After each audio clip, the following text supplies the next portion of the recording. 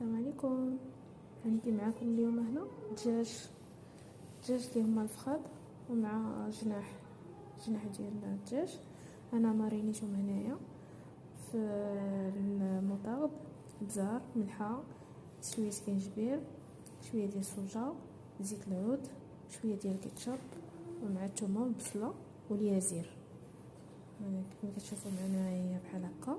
انا مارينيتهم وغنخليهم مرقدين، غنرقدهم ونخليهم حتى تبقى واحد ساعتين او لا ساعتين وشي حاجه المغرب. عاد من بعد ندخلهم الفران، كيجيو زوينين، جربوهم.